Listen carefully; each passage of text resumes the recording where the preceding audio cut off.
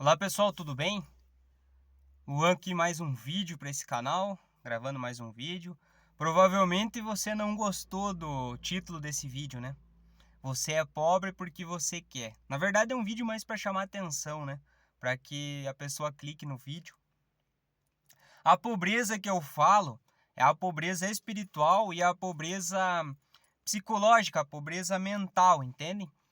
Lembra que eu falei nos outros vídeos que a primeira solução é você entender qual é a causa do problema, entender que tem um problema, verificar quais seriam as causas e depois a solução. Começa sempre assim, não se começa de cima para baixo, começa de baixo para cima, como uma fundação de uma casa. Começa ali de marcação, alicerce, aí sim vai subindo as paredes e faz o telhado, né? Esse é o ponto. E, cara, a pobreza espiritual, você já sabe, né? Eu não vou entrar muito no mérito da questão espiritual. Eu sou cristão, sou católico, mas eu não vou entrar muito nessa questão nesse vídeo. Mas a questão psicológica, eu falo, mental. Porque todos nós já temos aquela visão de como que é uma pessoa mentalmente pobre. Às vezes a pessoa, já ouviram falar aquela frase, né? Que a pessoa saiu da pobreza e a pobreza não saiu dela. A pessoa subiu de patamar ali financeiramente, mas a vida dela continua como se ela ainda estivesse naquela miséria. Todo mundo já viu, já sabe como que é uma pessoa com uma mentalidade baixa, assim, como dizer assim, uma baixa frequência, né? Vamos usar essa palavra, né? A pessoa, ela gosta de ruídos, né? As ditas música que elas escutam, mas na verdade só são ruídos de uma baixa frequência extrema, dói no ouvido, sempre sujeira, desorganização, entulho, cachorro, uma quantidade enorme de cachorro, e daí não tem ali, não é feito nenhum tratamento, né? Ou comprado sei lá, feito uma castração, coisa do tipo. E esses animais acabam se reproduzindo cada vez mais. Quem tem cachorro sabe, né? Principalmente fêmea ali. Quem tem fêmea, eu só tenho 3 fêmeas lá em casa. Ah, é muito rápido para se procriar. E pode ver que as pessoas que são mais assim, pobre mentalmente, elas têm esses bichos. Não tratam, né? Não dão alimento adequado, não dão remédio, não dão vacina. Ficam aqueles bichos ali só para sofrer.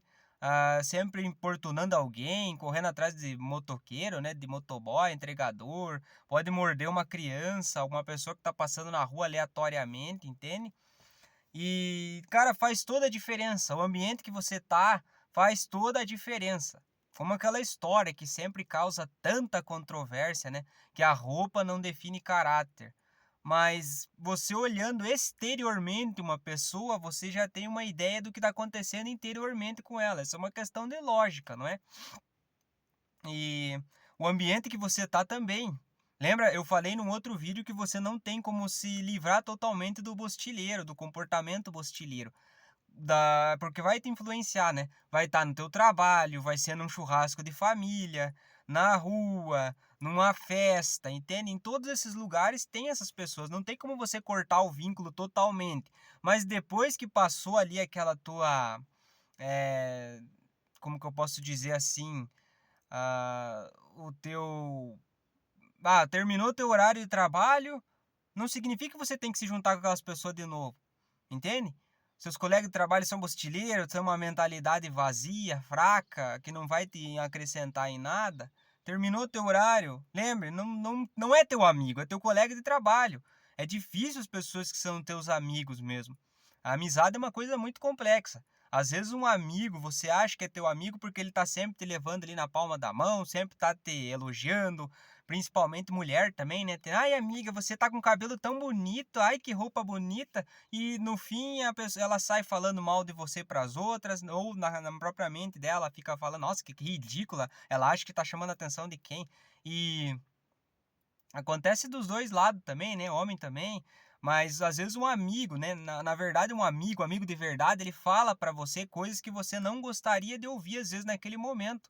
Às vezes você tá se enganando com alguma coisa o teu amigo vai e fala aquilo. Às vezes na hora você deve ficar bravo, mas depois você compreende. Já aconteceu comigo com um amigo e também até com chefia.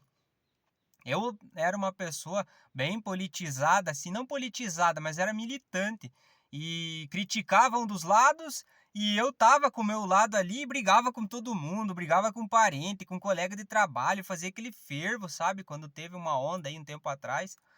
E comprei adesivo, gastava gasolina fazendo propaganda, né? Gastava dinheiro do meu próprio bolso, acreditando numa coisa que não era real.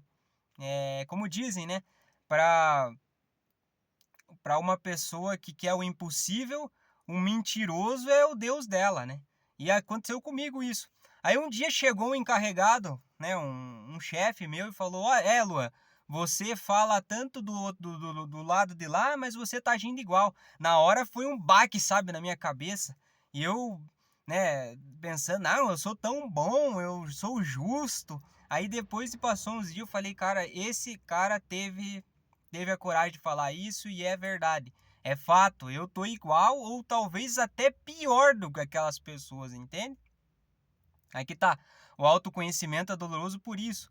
Às vezes você põe na cabeça, sou uma pessoa tão altruísta, tão boazinha, tão querida, e daí você começa a pesquisar sobre você, entender como que você é de fato, e te machuca, porque você, eu sou bom, eu sou legal, eu sou generoso, e daí você começa a achar teus podres ali, que você é uma pessoa que é perturbada com luxúria, com ganância, com inveja, e daí você por esse lado aí é doloroso, mas por outro você também trata isso e vai se tornando de fato uma pessoa melhor, né?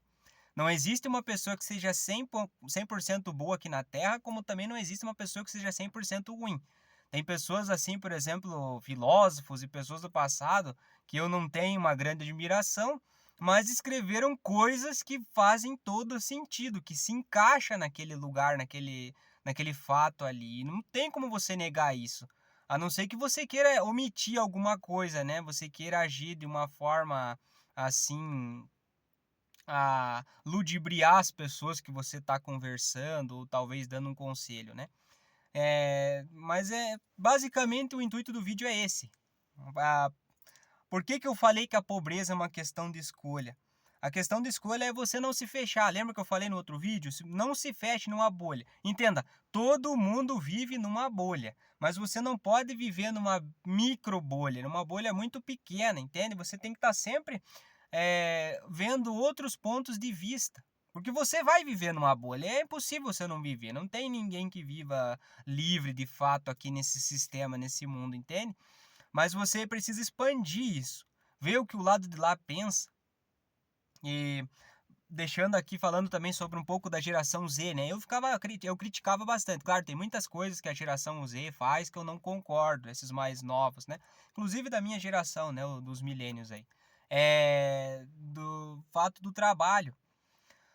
Uma vez eu escutei uma frase que não mexeu comigo na época, eu achei que era uma teoria da conspiração. A frase dizia assim: "E você não terá nada e será feliz". Eu pensei, cara, como que alguém não pode ter nada e ser feliz, né? Essa frase deve ser alguém que odeia o capitalismo e tal, né? A propriedade privada. Agora, se pôr no lugar de um jovem ou até mesmo de pessoas mais velhas, o cara ganhando um salário mínimo. Ele sabe que ele não vai conseguir uma casa, ele não vai conseguir um carro, ele não vai conseguir mudar de vida com aquele salário. As gerações mais passadas pegaram o início da pirâmide da moeda fiduciária, do real. Lá quando saiu o Plano Real, nos anos 90, havia paridade. R$ 1 valia $1. Então, o salário, por mais que fosse baixo, você conseguia comprar mais coisas. Pense lá nos anos 90, uma nota de R$ 100, se o cara tivesse mais de notas de R$ 100 no bolso, o cara era muito rico mesmo.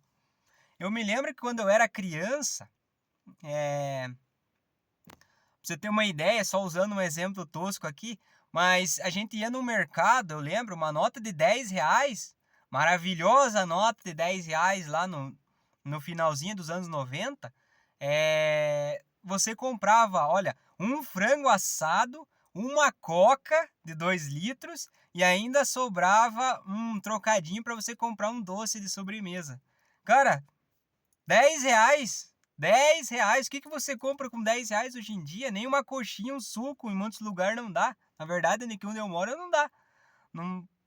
Um pastel, um caldo de cana aí, pelo menos R$ 15 você tem que ter no bolso para comer um pastel e tomar um caldo de cana aí. E daí você começa a entender que talvez, filosoficamente falando, a geração Z ainda não entendeu o que está acontecendo, mas financeiramente eles já entenderam.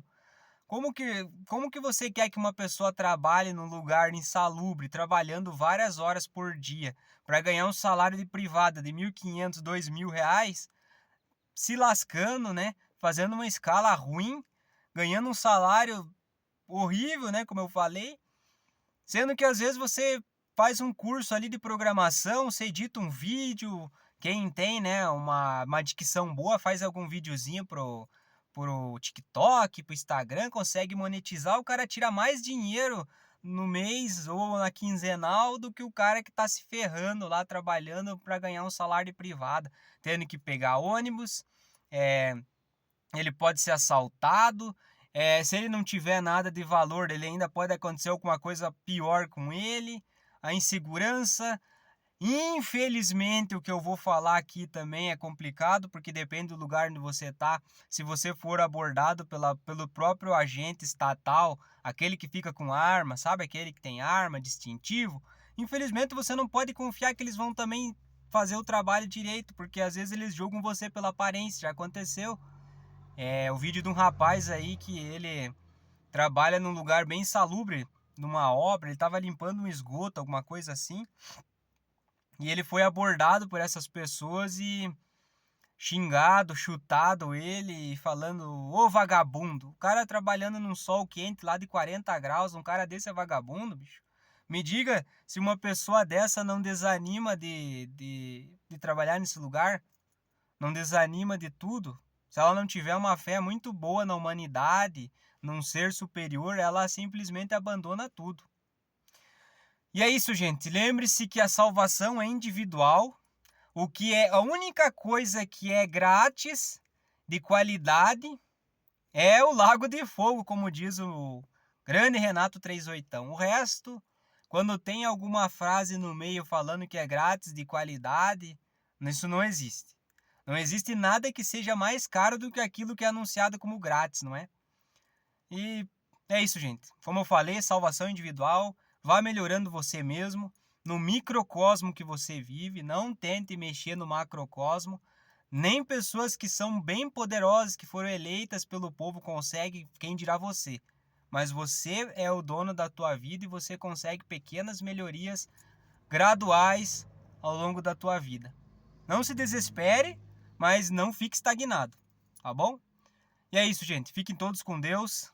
Um grande abraço. Curta, comenta, compartilha. Dê dicas aí pro canal. E até breve, se Deus quiser.